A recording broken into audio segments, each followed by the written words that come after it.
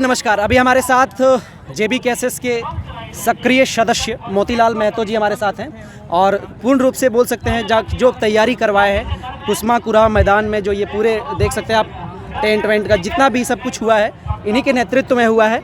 और सबसे पहला सवाल आपसे ये रहेगा मोतीलाल दा कि कल टेंट वेंट लगाने से पहले कुछ प्रशासन के द्वारा आपके साथ कुछ हुआ था, उसके विषय पे क्या बोलिएगा? हाँ, देखिए, प्रशासन ने हमें रोकने का प्रयास किया था।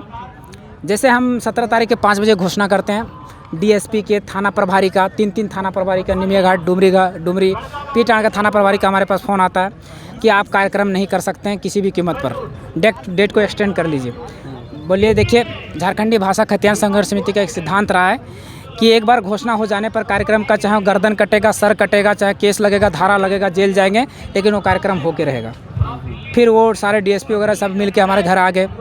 परिवार से दबाव बनाया गया, खुद दबाव बनाए कि केस हो जाएगा, फलना हो जाएगा, ढिमका हो जाएगा। हमने बोला कि कार्यक्रम होगा, किसी भी कीमत पर होगा। अब हम सवाल आपसे एक प्रश्न करते हैं, ये प्रश्न करते हैं कि आप एक असंवैधानिक बात बता दीजिए, एक संवैधानिक प्रक्रिया बता दीजिए कि हम सभा क्यों नहीं कर सकते, और हम बता देते हैं कि हम कार्यक्रम क्यों कर सकते हैं। संविधान के आर्टिकल 19 में स्वतंत्रता का अधिकार है, और स्वतंत्रता के अधिकार में हमें शांतिपूर्ण सभा, आंदोलन, प्रदर्शन करने का अधिकार है। हाँ, अगर हम हरवे हथियार लेकर आंदोलन करते या मुख्यमंत्री के कुछ हम डिस्टर्बेंस क्रिएट करने का प्रयास करते तो आप हमें रोक सकते थे, हमें उठा सकते थे, डिटेन कर सकते थे, लेकिन हम वैसा कोई भी कार्यक्रम नहीं कर रहे। दूसरा सवाल उन्होंने किया कि नहीं, मुख्यमंत्री का कार्यक्रम इसलिए आप नहीं कर सकते। बोले, देखिए, राजा साहब का अपना कार्यक्रम है, हमारा अपना कार्यक्रम है। जहाँ तक बात रही कि कार्यक्रम स्थल की बात, तो हम वहाँ नहीं कर रहे हैं। मुख्यालय में उनका कार्यक्रम है और मुख्यालय से 4 से 5 किलोमीटर दूर हमारा कार्यक्रम है, तो यहाँ कोई असंवैधानिक का बात ही नहीं। फिर भी लोग नहीं माने, बोले नहीं कर सकते। बोलिए, इसके आगे हम समझौता नहीं कर सकते। हमने कह दिया कार्यक्रम हमारा होगा तो होगा। अगर मुख्यमंत्री का कार्यक्रम कैंसिल करना है तो कर लीजिए, झारखंडी भाषा खतियान संघर्ष समिति का कार्यक्रम नहीं कैंसिल हुआ है। अगर आप ऐसा समझते हैं तो आप ये जान लीजिए कि कोल्हान में 1 जनवरी 2023 को भी इसी दोनों का, मुख्यमंत्री जी का कार्यक्रम था और इनका भी कार्यक्रम हुआ था। मुख्यमंत्री जी का कार्यक्रम को 1 घंटा लेट किया गया था, तो आप लेट कर लीजिए, लेकिन हमारा कार्यक्रम तो होगा, उस टाइम पे होगा। फिर हमें एसडीओ मैडम ने बुलाई, फिर डीएसपी बैठे, फिर हमारा वार्ता हुआ, हमें बुलाया गया कि आप कार्यक्रम नहीं कर सकते, आप एक्सटेंड कर लिए। हमने कह दिया कि अगर हम चाहते हैं संवैधानिक प्रक्रिया से अगर बातें करेंगे तो हम बातें करेंगे, और अगर नहीं करेंगे तो हम बातें नहीं कर सकते इस पर। तब उन्होंने कहा कि नहीं, आप थोड़ा सा टाइम को डिले कर लीजिए, हमारे लिए कर लीजिए, व्यक्तिगत रूप से कर लीजिए, क्योंकि हम चाहते हैं कि हम लोग भी उसका सपोर्ट करते हैं, आप कर लीजिए हमारे कहने पर। हमने कहा ठीक है, अगर आप ऐसी बात कहते हैं, व्यक्तिगत तौर पे कहते हैं, तो हम कुछ कर सकते हैं। हमने कहा ठीक है, हम 1 घंटे डिले कर लेंगे। बोला नहीं, आप 2 घंटे डिले करिए। फिर लोगों ने कहा 3 घंटे डिले करिए। बोले, देखिए, ज़्यादा बढ़ रहे हैं आप। 1 बजे का कार्यक्रम है, हम आला अधिकारी से आगे बढ़ रहे हैं। बोल दिया कि 5 बजे आप कार्यक्रम कीजिए, तो करना है तो कीजिए, नहीं तो कैंसिल कीजिए, हम लोग करने नहीं देंगे। बोले ठीक है, आपकी हिम्मत है तो आप रोक के दिखा दीजिए, हम 5 बजे कार्यक्रम नहीं करेंगे, हम 3 बजे करेंगे और करेंगे। देखिए, 3 बजे हम कार्यक्रम को स्टार्ट कर दिए। रोकने का बहुत सारा प्रयास किया। सुबह 5 बजे आ गया, लोग बल्ली उल्ली उखाड़ने के लिए उखाड़ के नोटिस लेके आ गया कि आपको स्वेथी नहीं दिया गया, परमिशन नहीं दिया गया। हमने कहा आप फिर से एक बार उस पेपर को उठा के देख लीजिए जो हम दिए हैं, उसमें हमने आपका परमिशन नहीं मांगा है। हमने सूचना दिया है कि अनुमंडल पदाधिकारी महोदया आपको सूचित करते हैं, आपसे अनुमति नहीं मांगे। अनुमति मांगते तब आप रोक लगा सकते थे, चुप हो गए। सूचना देना सबका अधिकार, हम सूचना दे दिए। और अगर मांगते हैं, आज परमिशन की आप बात करते हैं, तो हमने डुमरी में बहुत सारे कार्यक्रम किए हैं, बहुत सारे सभा किए हैं, आज तक हम केवल सूचना दिए हैं, कभी परमिशन नहीं मांगा है। तब आप हमको कार्यक्रम करने दिए हैं और आप आज कह रहे हैं कि परमिशन चाहिए। तो अगर आप तब सही थे तो आज गलत है, अगर आज सही हैं तो कल गलत थे, तो गलत तो आप हैं, बंद हो गए जो प्रक्रिया सभा हुआ वो। तो ये बातें हैं कि तो आपके अंदर, अम्बेडकर जी बोले थे कि शिक्षा जो सरनी का दूध है, जो पिएगा दहाड़ेगा। अगर आपके पास नॉलेज है, ज्ञान है, तो कोई आपको डिगा नहीं सकता, टिका नहीं सकता। और उसी का दर ऐसी है कि आज वहाँ देखिए और वहाँ का भीड़ देखिए। आप दोनों तरफ रिपोर्टिंग करने गए थे, देखिए, आप ही बताइए कि कौन जज करके बताइए कि कौन बादशाह है और कौन नौकर है।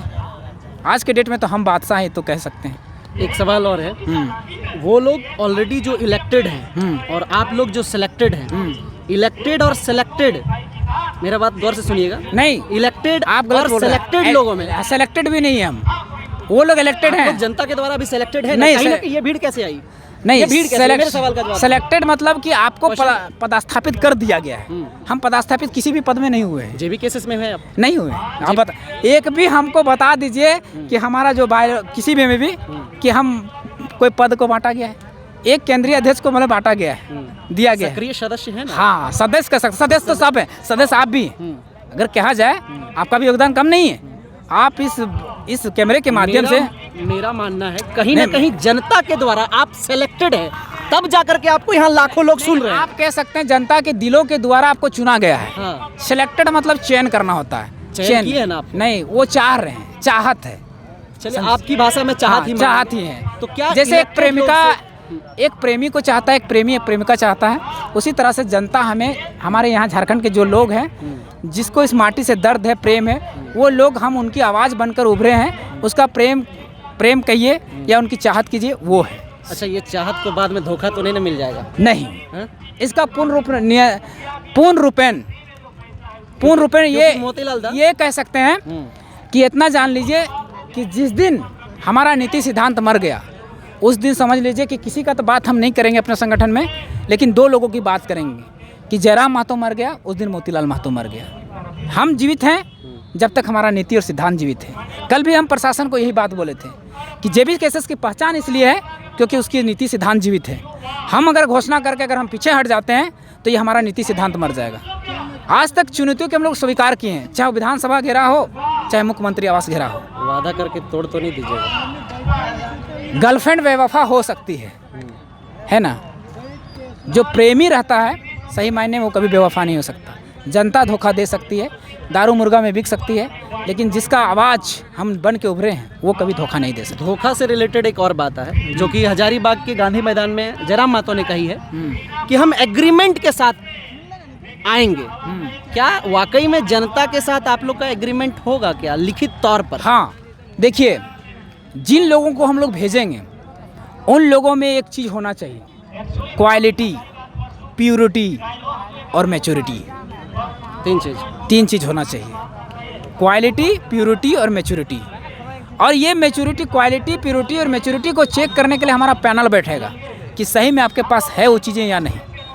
अगर कृषि नीति बनेगी तो कृषि नीति उन खेतों में बनेगी जहाँ किसान धूप बरसात गर्मी में हल चला रहा है, पसीना बह रहा है, हड्डियाँ निकल चुकी है, वहाँ उन आला अधिकारियों को भेजा जाएगा। वहाँ जिस डिपार्टमेंट का जिस मंत्री रहेगा वो मंत्री को भेजा जाएगा कि उस किसान के दर्द को समझिए, उस पीड़ा को समझिए कि कैसे खेती करता है। आज टमाटर 120 रुपये किलो है कंपनियों का। अगर वही बात अगर हम करते हैं तो जब किसानों के उपजा होता है तो 2 रुपये किलो हो जाता है। तो MSP बिल जब लागू नहीं होगा, उनका दर्द को जब तक नहीं समझा जाएगा, अगर पॉलिसी बना दीजिएगा वहाँ बैठ के AC के कमरों में जहाँ पूरे वॉल्यूम के साथ AC चल रहा है, तो वहाँ वो नीतियाँ कैसी बनेंगी? उसको तो लगेगा कि नहीं किसान भी AC के हवा में हल चलाते होंगे, ये लगता है। अभी शहर के बच्चों को क्या लगता है? शहर के बच्चों को लगता है कि जो पिस्ता बादाम आ रहा है वो खेतों से नहीं, चाहे जो चावल आ रहा है वो खेतों से नहीं मॉल से आ रहा है। क्यों? क्योंकि बेचारे ने कभी खेत देखा नहीं। अब उस बच्चा अगर जाके पढ़ लिख कर बहुत तेज तरार है, IAS बन जाएगा, क्या पॉलिसी बनाएगा आप सोच सकते हैं। हाँ, लेकिन उस बच्चे को अगर IAS बनने के बाद उसको खेतों का दौरा करवाया जाए, क्या आप उसके दर्द को समझिए, तो सही में वो पॉलिसी बना सकता है उसके हित में। लेकिन आज की इस महाजुटान के बारे में क्या बोलते हैं? ये महाजुटान आने वाले भविष्य के लिए 2024 का एक संकेत है कि अगर राजा साहब अगर 1.5 साल के कार्यकाल में अगर नहीं कुछ कर पाए, खतियान लागू नहीं कर पाए, नियोजन लागू नहीं दे पाए, रोजगार नहीं दे पाए, तो एक इतना बड़ा उलगुलान आएगा, एक इतना बड़ा भविष्य के क्रांति आएगा कि सब कुछ पलट के रख देगा और हो सकता है राजा साहब की कुर्सी भी डगमगा सकती है, जा सकती है। और यही राजा साहब अगर यदि लागू कर दे इन सब चीज़ों को तो पॉसिबल नहीं है, 100% गारंटी के साथ कह सकते हैं। फिर से वापस कुर्सी में आने के नहीं, क्योंकि देखिए कानून जब बनता है ना तो एडवोकेट जो सलाहकार रहता है ना, कानूनी सलाहकार, उसके आदेश से बनता है। और जो यहाँ कानूनी सलाहकार है ना, उसको देखिए एक बात बताते हैं, ज्ञान की बात सीख लीजिएगा, बहुत काम देगा। विधानसभा में कानूनी सलाहकार जो बनता है ना, उसको केवल वोट देने का अधिकार नहीं होता है, बाकी उसको विधानसभा में बिना चुने हुए मत देने का अधिकार है, अपना राय रखने का अधिकार है, सलाह देने का अधिकार। आरक्षक कानूनी सलाहकार जो बना हुआ है राजीव रंजन श्रीवास्तव, वो 2002 में 1932 को वही हाईकोर्ट में चुनौती दिया था और 1932 को वहाँ खारिज करवाया जाता, जिसमें बाबूलाल मरांडी की सरकार गिरी थी। यही आदमी था, वो आदमी कानूनी सलाहकार बना हुआ। अब बताइए कैसे लागू होगा? पॉलिसी टॉपिक है भैया, रिसर्च है। यहाँ से क्या संदेश रहेगा? छोटा सा संदेश तो दे दिए कि आने वाला 2024 का इंतजार कर रही जनता, उलगरान करेगी, विद्रोह करेगी और कुर्सी को ले डूबेगी। चलिए, बहुत बहुत धन्यवाद तमाम खास बातचीत करने के लिए मोतीलाल दा। जोहार।